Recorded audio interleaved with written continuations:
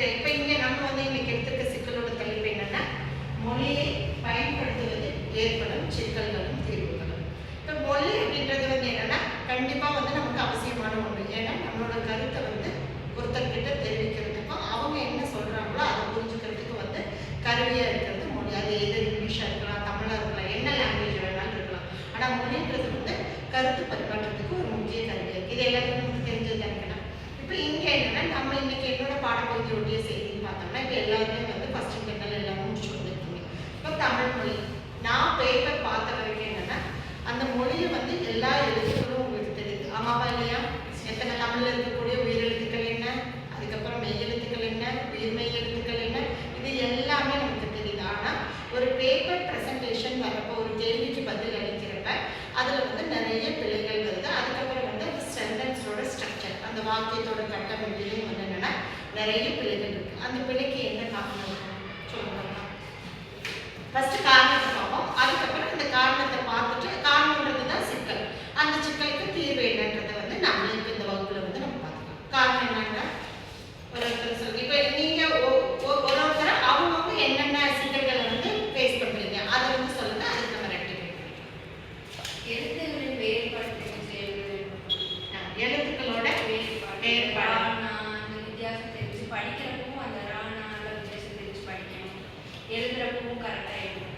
First வந்து என்னன்னா எழுத்துக்களோட வேறுபாடு வந்து என்னன்னு தெரிஞ்சுக்கணும். எந்த எழுத்தை எங்க பயன்படுத்தணும் அப்படின்னு சொல்றது ஃபர்ஸ்ட் சிக்கல். ஓகே, அதனால பிழை வருது. ரெண்டாவது சிக்கல் சொல்லுங்க. அதிகமாக வந்துட்டு நம்ம வேற மொழி யூஸ் பண்ணுறதுனால நம்ம மேக்ஸிமம் அங்கே இருக்கிறத வந்துட்டு இங்கே எழுதுறதுக்கு பேச்சுவார்த்தை வந்துட்டு நம்ம எழுத பார்க்கணும். அதனால சென்டென்ஸ் மாறிடுது. அப்போ ரெண்டாவது சிக்கல் ஒரு சிக்கலை பார்க்கணும். முதல்ல வந்து எழுத்துக்களை வந்து எப்படி பயன்படுத்தணும். ரெண்டாவது வந்து என்னன்னா ஒரு மொழி கூட இன்னொரு மொழி கலப்பாகிறப்ப அங்கே வந்து என்னன்னா அதில் வந்து தொடர்பிழை வந்து அதுக்கப்புறம் சொல்லோட பிழை வருது.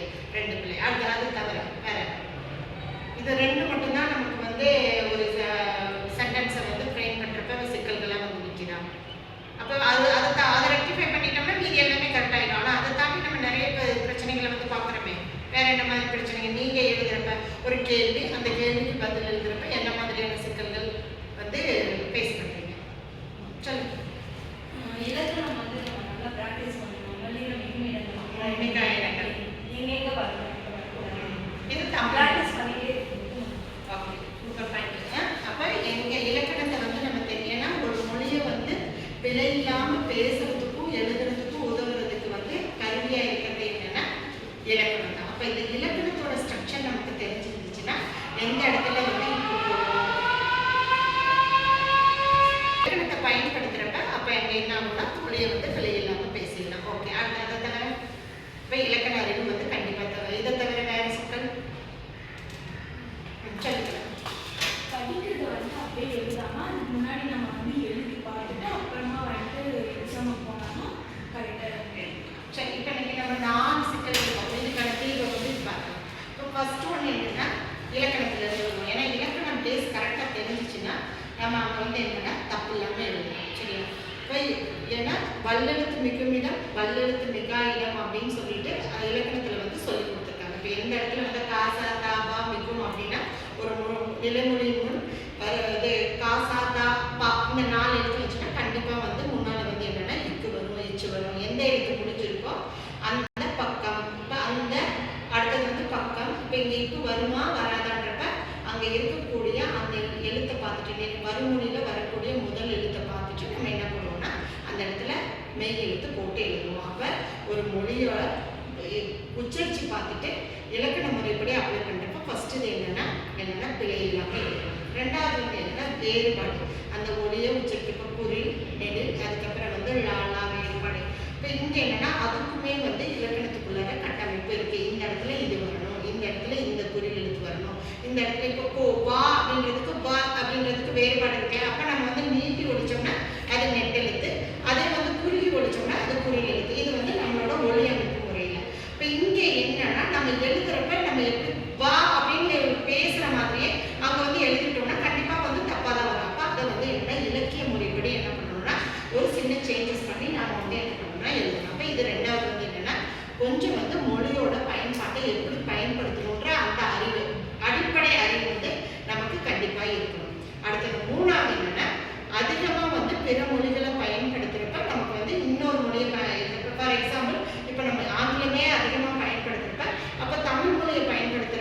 இங்கே தமிழோட தாக்கு குறைஞ்சு ஆங்கிலத்தோட அறிவு உள்ள வர்றப்ப என்னன்னா நமக்கு என்ன ஆகும்னா மிஸ்டேக்ஸ் வருது, அதாவது பிள்ளைகள் வர காரணமாக அமையும். அப்போ அந்த காரணத்தை நம்ம எப்படி ரெக்டிஃபை பண்ணலாம்னா புரிதல், இது ஆங்கிலம் இது தமிழ். இப்போ நாம் படிக்க போகிறது ஆங்கிலம். இப்போ ஆங்கிலம் சார்ந்த எழுத்துக்களைனா இல்லை விஷயங்களை தான் நம்ம என்ன பண்ணணும் பயன்படுத்தணும். அதை தவிர நம்ம வந்து தமிழில் கொண்டு வந்து ஆங்கிலத்தை போட்டோம்னா முற்றிலுமே அந்த மொழியை வந்து பயன்படுத்துறதுல வந்து தப்பாக தான் இருக்கும். அப்போ அதை வந்து நம்ம என்ன பண்ணணும் அவாய்ட் பண்ணணும். இது எல்லாமே யார் கையில் இருக்குது? நம்ம கையில் இருக்குது. சரி, இந்த சிக்கல் எல்லாம் நம்ம கண்டுபிடிச்சி 1 by 1 பண்ணிட்டோம். இப்போ இதுக்கு ரெக்டிஃபை பண்ணணும்னா அதிகமாக வந்து என்னென்னா படிக்கணும்.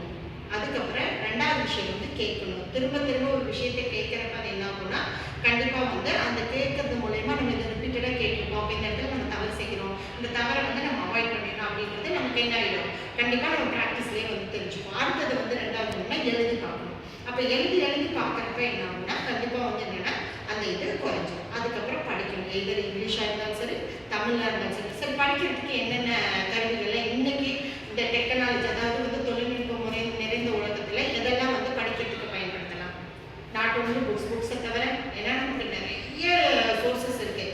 அந்த சோர்சஸில் எதெல்லாம் நீங்கள் வந்து அதிகமாக பயன்படுத்தலாம்?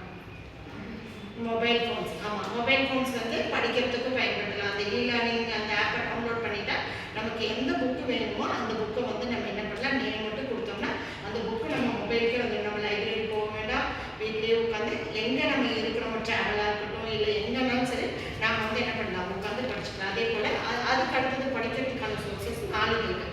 தினம் நாளிதழ்கள் படிக்கிறப்ப என்னென்னா நம்மளோட அறிவு வந்து மேம்படும். இன்னொரு 1 more பாயிண்ட் அடிஷ்னலாக என்ன ஆகும்னா நம்மளோட ஜிகே ஜென்ரல் நாலேஜ் வந்து என்னென்னா அப்டேட் ஆகிக்கிட்டே இருக்கும். ஸோ படிக்கிற மூலியமாகவும் நம்ம என்ன பண்ணலாம், அந்த பிள்ளைகளை வந்து தவிர்க்கிறதுக்கு ஒரு கல்வியாக இருக்கும். அது தவிர வேறு கணினி பயன்படுத்தலாமா?